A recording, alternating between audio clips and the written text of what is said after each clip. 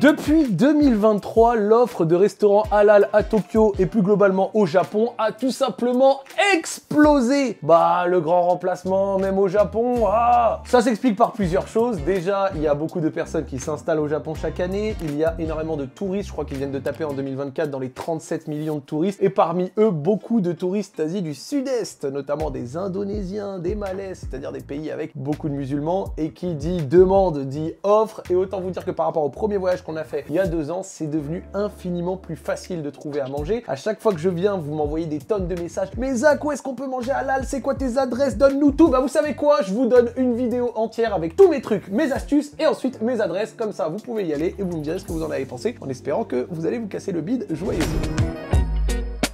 Avant les adresses, on va d'abord commencer par les ressources. Les ressources, qu'est-ce que c'est? C'est ce qui permet de trouver des bonnes adresses, d'accord? Comme ça, au moins, si c'est pas parmi les adresses que je vous ai données, vous allez peut-être avoir des ressources pour trouver les vôtres. Et on va commencer par la numéro 1, aussi étonnante qu'elle puisse paraître, c'est la mairie de Tokyo.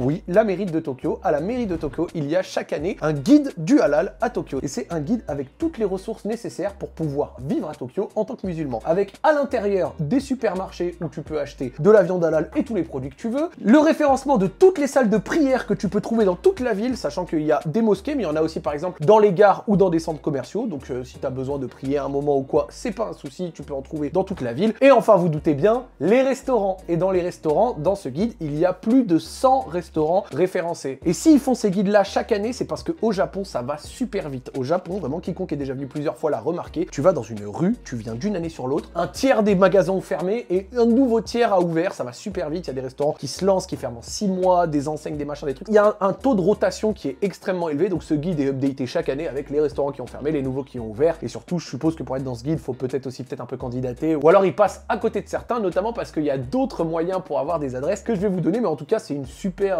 initiative de la mairie de Tokyo. Vous y passez, elle est à Shinjuku et vous avez ce petit guide traduit en français, en anglais, il y en a plusieurs versions et qui permet d'avoir un maximum de ressources. Deuxième ressource, c'est un site qui s'appelle halalgourmet.jp. Et en fait, c'est un site qui permet de retrouver tous les restaurants halal référencés dans tout le Japon. Il y en a plus de 700, d'accord? Vous mettez la ville où vous allez et ça va vous sortir les adresses selon les villes, les régions, les machins. Donc Tokyo, Osaka, Kyoto, Fukuoka, Hokkaido, bref, où que t'ailles au Japon, t'as vraiment le maximum d'adresses. Et tu peux même rentrer différents critères, genre par exemple avec ou sans alcool, livraison ou non. Le site est vraiment ultra complet et ça permet vraiment de trouver plein de restos. Et par exemple, à Tokyo, il y en a plus de 200 qui sont référencés. À quel point le site est updaté, je ne sais pas, mais en tout cas, plus de 200 adresses, autant dire que tu as largement de quoi trouver toutes les cuisines que tu veux, du ramen, du sushi, de la grillade, de l'indien, de l'indonésien, du chinois, du kebab, des burgers, du malais, bref, vraiment sans déconner, il y a tout ce qu'il faut et ce n'est absolument pas une galère, surtout à Tokyo, de manger halal. À Fukuoka, quand on était allé, c'était peut-être un petit peu moins pratique, on avait trouvé quand même des adresses, mais par exemple pour Tokyo, c'est pas du tout un problème, donc je vous le conseille, halalgourmet.jp. Un dernier truc qui fonctionne extrêmement bien au Japon, si vous avez l'habitude d'utiliser en France, c'est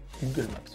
Aussi simple que ça fonctionne très bien au Japon, notamment pour les déplacements, mais aussi pour les adresses. Si vous tapez halal restaurant, si vous tapez ramen halal ou des trucs comme ça, vous trouvez facilement des adresses et notamment leurs horaires, d'accord? Alors attention, tout ne sort pas à 100%, des fois il y a certains mots qui sont pas trigger, faut faire des recherches un petit peu différentes et tout. Ça sort pas vraiment 100% des ressources, mais ça permet aussi de trouver, je conseille toujours d'aller voir les avis, d'accord? Dans les avis, il y a toujours des personnes qui sont allées avant vous et qui confirment, ah, j'y suis bien allé, c'est halal, machin, non. Mais globalement, Google Maps, ça fonctionne bien parce que maintenant les enseignes, elles ont compris qu'il fallait mettre halal dans le nom. Google Maps, ça fonctionne très très bien. Et enfin, pour terminer, et ça c'est sûrement pour les trucs un peu plus trendy qui viennent de sortir ou autre, il y a également des créateurs de contenu japonais qui font justement du contenu autour de ça et j'en conseille un notamment, c'est sûrement peut-être le plus connu, il s'appelle Navito Halal, c'est un japonais, je crois qu'il est converti, je suis pas sûr, mais c'est un japonais qui du coup fait des reels depuis plus de 2 ans pour conseiller des adresses halal au Japon et lui permet d'avoir littéralement toutes les dernières sorties, notamment certaines que vous ne trouvez peut-être pas dans les guides qui sont pas updatés ou quoi, mais je vous le conseille, franchement il fait du bon contenu et en plus ces derniers temps il commence à changer de pays, ça machin, mais au Japon pour moi ça reste une référence et allez regarder les dernières adresses. Ah tiens, là il y a un petit grill qui a ouvert depuis quelques temps, ça a l'air pas mal, ça a bonne gueule, on va y aller. Donc Navito Halal sur Insta. Et après, bon bah je pense qu'il doit y avoir d'autres ressources. Je vous invite comme d'habitude à partager les vôtres en commentaire, comme ça au moins on peut s'aider, se croiser, tout ça.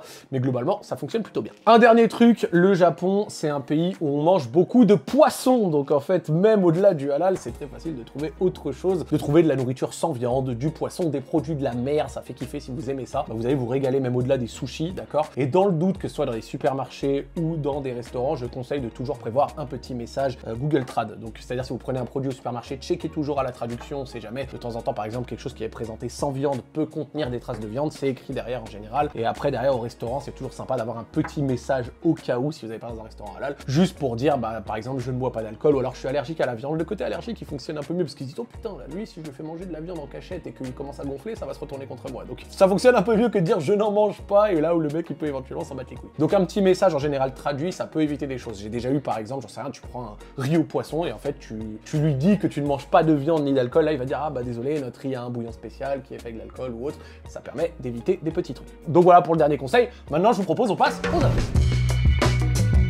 On va commencer par les ramen. Des ramen de qualité à Tokyo, il y en a plein. C'est vraiment pas ce qui manque. J'ai eu l'occasion d'en tester plusieurs, et notamment 2 qui m'ont marqué, et vous avez peut-être pu voir dans les vlogs. Je vais commencer par le favori de Hugo, là, qui doit être juste là-bas. Gyumon Ramen. Alors, Gyumon Ramen, c'est simple, quand on y était allé, il n'y en avait que un, il me semble, à Tokyo, qui était vers Asakusa. Et en fait, c'est une chaîne maintenant qui a ouvert et qui en compte à plusieurs endroits de Tokyo, notamment par exemple à Ikebukuro. Il y en a, il me semble, un 3e dans Tokyo, et il y en a également à Kyoto et à Osaka. Donc, c'est vraiment cet aspect chaîne, c'est-à-dire, il y a des restaurants qui se lancent et qui après, derrière, réussissent à, comme ça, en avoir plusieurs autres, parce que ça se développe bien, parce qu'il y a de la clientèle, parce que ça fonctionne plutôt cool, et en plus, ils font en sorte toujours d'avoir des avis Google assez clean. Donc Gyumon Ramen, c'est très bon, c'est des ramen au wagyu, d'accord. Il y a également des ramen au poulet, il y a du spicy et du non spicy, il y a même du vegan, voilà, comme ça au moins vous êtes vraiment à 100%. Il y a des petits à côté, comme par exemple les karage ou alors les gyoza, qui permettent de venir ajouter un petit peu de saveur, et en plus cette année, il y a également eu du, c'était quoi, du gyukatsu, ouais, c'était du gyukatsu, c'était des espèces de petits morceaux de bœuf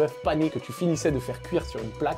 C'était magnifique. Gyumon Ramen, très bon. Petite alternative, sait-on jamais si vous avez envie de tester autre chose. Honolulu Ramen, c'est une alternative qui est très bonne, qui est également présente à 2 endroits dans Tokyo. Ils font du spicy et du non spicy. Il y en a un à Asakusa et un autre endroit de Tokyo. Et eux, c'est un petit peu différent parce qu'ils font des ramen au poulet frit, ou alors vous avez également des ramen au poulet tout court. Si vous n'aimez pas le poulet frit, c'est un poulet peut-être un petit peu plus gras, un petit peu plus juteux, mais qui a également bon goût. J'aime bien. C'est halal. En plus, eux, ils vendent leur propre nouilles. Donc voilà, comme ça, vous allez nous faire un petit kiff de repartir avec un souvenir, ça fonctionne bien. Honolulu Ramen, c'est très bien aussi. Après avoir tourné cette vidéo, je me suis rendu compte que je n'avais pas donné forcément toutes les adresses que j'avais pu essayer, donc je rajoute une petite voix off pour vous en donner quelques-unes en plus. La première, c'est Ayamiya Halal Ramen Tokyo. C'est aussi un ramen de très bonne qualité, et lui il se démarque vraiment avec un bouillon absolument incroyable. C'est tout plein de saveurs. Franchement, l'un de ceux qui m'avait fait le plus kiffer. Il y a également un ramen que j'ai pu essayer qui a ouvert entre temps, qui n'était pas là avant, qui s'appelle Halal Ramen Shinjuku Tei. Voilà, qu'on peut retrouver à Shinjuku, mais pas que, hein, on peut le retrouver également près de Akasaka, ou alors moi j'ai testé celui de Ginza en live avec Mai. Très bonne adresse. C'était pas forcément mon favori restant quand même Gyumon, mais ça permet de varier, de pouvoir tester différents types de restos, et puis après peut-être que mon favori à moi ne sera pas votre favori, donc ça vous permet de tester plein de petites alternatives.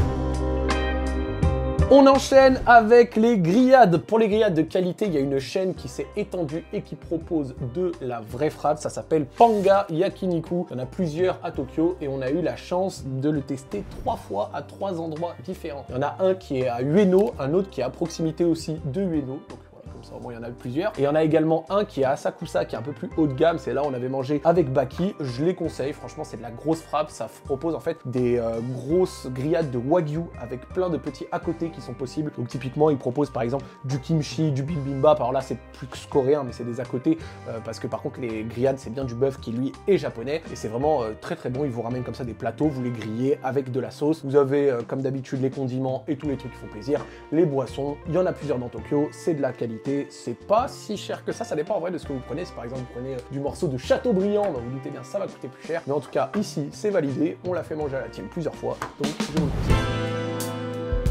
On va sortir vite fait de la viande et je vais vous recommander des sushis, d'accord. Donc voilà, les sushis, on a eu l'occasion d'en tester aussi. En fait, ce qu'il faut comprendre, c'est que les sushis au Japon, ils sont pas tous meilleurs que ceux en France, mais en fait, les gammes de sushis au Japon sont constamment meilleures que les gammes de sushis françaises en face. Donc en fait, le sushi bas de gamme au Japon, évidemment qu'il y en a, mais il est meilleur que le bas de gamme français. Le milieu de gamme japonais est meilleur que le milieu de gamme français, et ainsi de suite. Donc nous, on a pu faire un peu de tout, donc je vous en donne 2-3. Déjà, les sushis en chaîne, donc c'est-à-dire les chaînes de sushis. Donc il y en a plusieurs, il y en a même certaines qui sont un petit peu moyennasses. Dans les chaînes de sushis, on en a goûté une qui était franchement relativement bonne, un petit peu plus chère que la moyenne, mais elle s'appelle Sushi Zanmai, vous avez pu le voir aussi dans un vlog. Donc Sushi Zanmai, c'est une chaîne avec notamment un propriétaire qui est extrêmement populaire au Japon, car il achète, je crois, chaque année, quand il y a la saison d'ouverture d'achat des thons rouges, il achète le thon le plus cher aux enchères. Ça lui permet de faire un peu de marketing pour sa marque, et après derrière, il est là, et il pose avec son gros thon dans les mains, il est tout fier. Et ben je suis allé dans un de ses restaurants, et c'était plutôt bon, donc je le valide.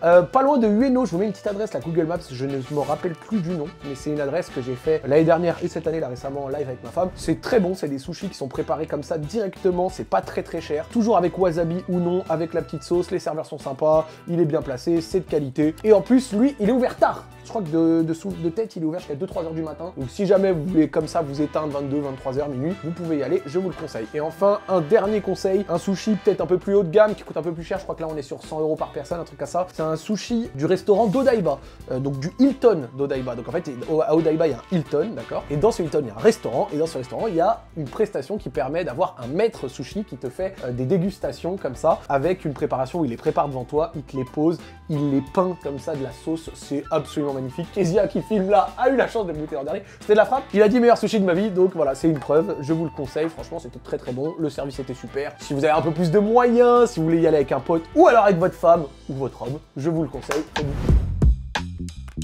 Bon, là, je vous ai conseillé 3 trucs, on va dire, typiquement japonais, ramen, un peu grillade, sushi, tout ça. Mais bon, quand on est à l'autre bout du monde, on n'a pas parfois envie de goûter autre chose, donc je vais parler de burgers. Donc les burgers, je conseille un burger, notamment une chaîne qui a maintenant 2 restaurants à Tokyo, alors que la première fois on y allait, ben il y en avait qu'un seul. Ça s'appelle Lux Burger, donc ils sont 2 à Tokyo. Il y en a un qui est notamment dans un quartier d'affaires, et l'autre qui est allé un petit peu plus loin, plutôt vers Asakusa aussi. On revient souvent vers Asakusa. Et Lux Burger, c'est vraiment de la qualité. Le burger est très beau, ils sont originaux, d'accord? Ils proposent soit du bœuf normal, soit de l'agneau, soit du wagyu. Donc vous pouvez choisir votre viande, vous pouvez choisir la cuisson. Et ils ont des recettes assez originales, comme par exemple, ils ont un burger avec du bleu, ils ont des cheeseburgers, ils ont également des burgers plutôt au poulet, avec de l'avocat, du beef. Enfin, franchement, c'est même des recettes qu'on voit pas très souvent en France. Tout est certifié halal à 100%, et c'est vraiment de la qualité. Le pain est... Franchement, le pain, c'est vraiment le truc sur lequel on va plus souvent grincer des dents quand on est francophone et qu'on voyage dans le monde. Voilà, autant vous dire que celui-ci, il se fout pas de votre gueule. En plus, les propriétaires sont très sympas. Les prix sont pas si chers que ça, c'est des prix un peu français, on va pas se mentir, mais genre pour une douzaine d'euros, t'as ton menu.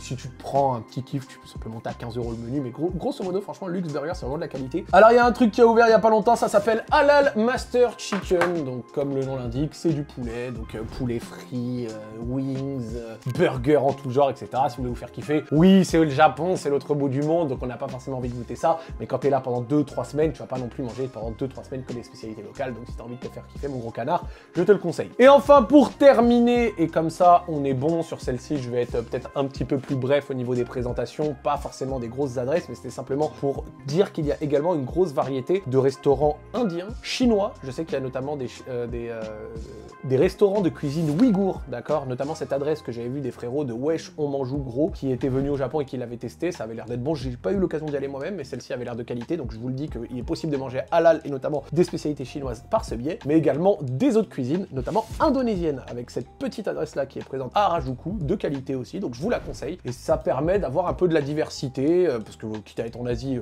peut-être pas que du japonais, il y a, comme j'ai dit, Chine, Inde, Malaisie et tutti quanti. Et évidemment, j'ai failli ne pas les citer alors qu'ils ont une communauté absolument monstrueuse, bah les Turcs. Les Turcs, il y a balle de restaurants turcs, mais également de kebabs en tout genre. Il y a ce kebab-là qui est vers la Tokyo Skytree, qui était plutôt bon quand on l'avait testé l'an dernier. Et en plus d'être bon, il faisait des grosses box qui étaient plutôt bonnes. Et il y avait ce kebab que j'ai pas encore eu, bah tu sais quoi, je l'ai pas encore eu l'occasion de le tester, mais on va le tester un peu plus tard. Bref, c'est un kebab à Shibuya, mais c'est pas celui qui est à côté du truc de Joël, c'est 50 mètres plus loin, il propose un kebab de wagyu. Ça donne envie d'essayer. Kebab au wagyu.